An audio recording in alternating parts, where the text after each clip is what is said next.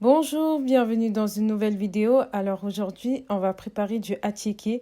Pour ceux qui connaissent pas le attiéké, je vais vous raconter l'histoire. Originaire des peuples lagunaires du sud de la Côte d'Ivoire, Adri, Adjoukourou, Aladiane, fabriqué pour des festivités lors des grands événements. Depuis la fin du 19e siècle, l'attiéké est de plus en plus destiné au marché en raison de sa forte demande. À partir des années 2000, la consommation du attiéké s'est étendue partout en Afrique de l'Ouest, principalement au Burkina Faso, Mali, Ghana, Guinée, grâce à leur forte diaspora en Côte d'Ivoire et en France, avec la diaspora ivoirienne.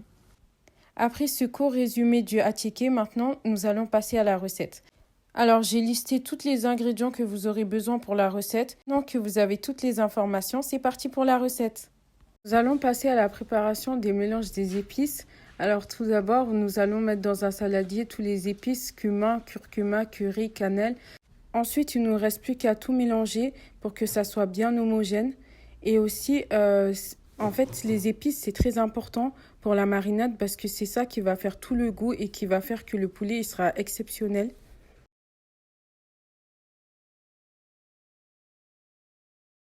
Une fois que vous avez mélangé le tout, vous allez mettre dans des petits pots et ces épices vous serviront pour d'autres marinades.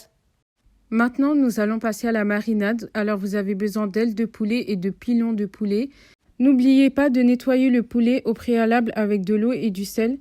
Vous avez besoin aussi d'oignons. Alors, nous allons rajouter le mélange d'épices qu'on a fait précédemment et rajouter une cuillère à soupe de moutarde.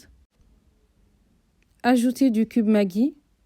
Ensuite du persil, enfin une cuillère à soupe de persil. Ajoutez une cuillère à soupe d'ail en poudre. Ajoutez de la purée d'ail. Alors ça, vous pouvez trouver à Action. Ajoutez une cuillère à soupe d'huile. Voilà, la marinade est prête. Vous pouvez mélanger avec les poulets. Nous allons passer à la cuisson. Alors vous avez besoin d'huile de tournesol. J'ai oublié de vous le mentionner, mais vous pouvez mettre le poulet mariné au frigo et la veille, comme ça, le lendemain, vous avez juste à le faire revenir dans l'huile. Rien que je vois le poulet comme ça me donne trop envie de le manger.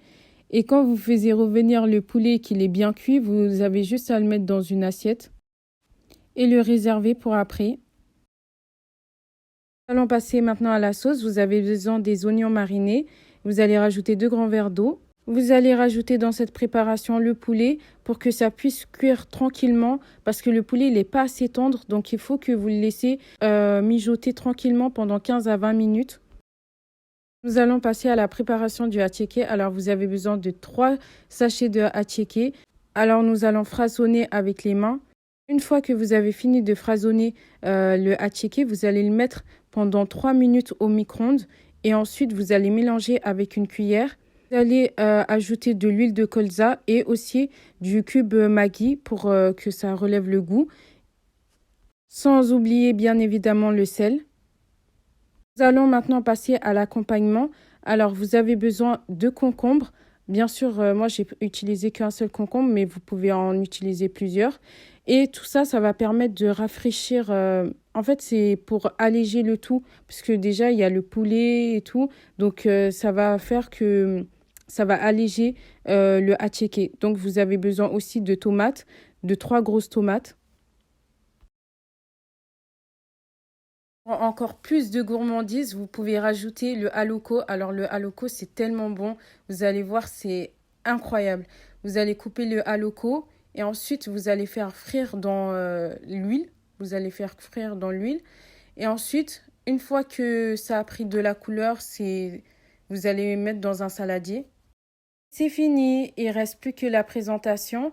Et voilà, bon appétit. Et j'espère que cette recette vous a plu. Elle est très simple à faire. J'espère que vous allez la reproduire à la maison. N'oubliez pas de liker et de cliquer sur la cloche de notification pour ne rien manquer. Bye!